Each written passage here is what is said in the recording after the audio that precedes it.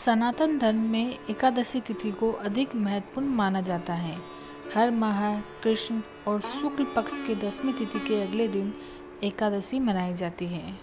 पंचांग के अनुसार इस साल सावन माह के कृष्ण पक्ष में पड़ने वाली कामिका एकादशी 21 जुलाई 2025 को है।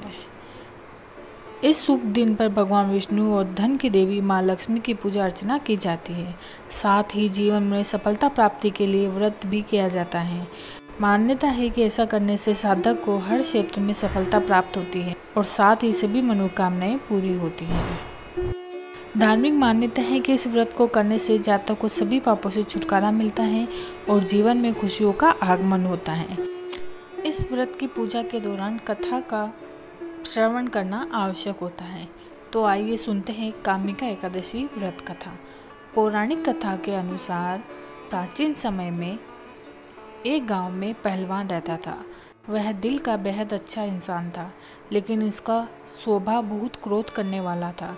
इसीलिए उसकी कभी भी किसी से बहस हो जाती। एक बार उसने ब्राह्मण से झगड़ा कर लिया और वह सामने वाले पर इतना क्रोध हो गया कि उसने ब्राह्मण की हत्या कर दी और जिसकी वजह से पहलवान पर ब्राह्मण हत्या का दोष लग गया।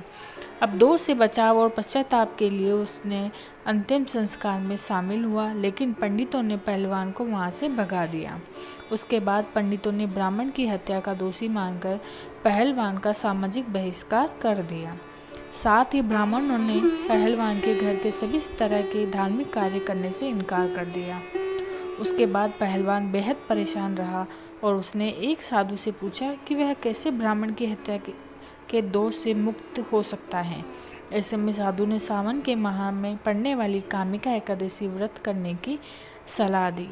पहलवान ने कामिका एकादशी व्रत का विधि विधान से पालन किया। उसके बाद एक बार पहलवान रात को श्री हरि की मूर्ति को पास में रखकर सो रहा था। उसे नींद में भगवान विष्णु के दर्शन हुए और उसने सपने में देखा कि भगवान उसे ब्राह्मण हत्या के दोष से मुक्त कर दिया है। तभी से कामिका एकादशी व्रत की शुरुआत हुई। कामिका एकादशी के अवसर पर जो भी व्यक्ति विधि विधान से व्रत और पूजा करता है, उसकी मनोकामनाएं पूरी होती हैं। कामिका एकादशी का व्रत करने से वाजपेयी यज्ञ के समान फल मिलता है। यह व्रत ब्रह्म हत्या जैसे बड़े पापों से मुक्ति दिलाता है और इस व्रत को रखने से व्यक्ति को स्वर्ग लोक की प्राप्ति होती है। जो व्यक्ति इस व्रत को श्रद्धा और भक्ति से करता है, वह मृत्यु के बाद विष्णु लोक को प्राप्त करता है। तुलसी के पत्तों से भगवान विष्णु की पूजा करने से व्यक्ति सभी पापों से मुक्त हो जाता है। कामिका एकादशी का व्रत करते हैं और रात भर जागते रहते हैं, वे यमराज के क्रोध से बच जाते हैं और उन्हें शांतिपूर्ण जीवन प्राप्त होता है। मान्यता है कि इस दिन शंख, चक्र, गदा धारण किए हुए भगवान विष्णु की पूजा अर्चना करनी चाहिए।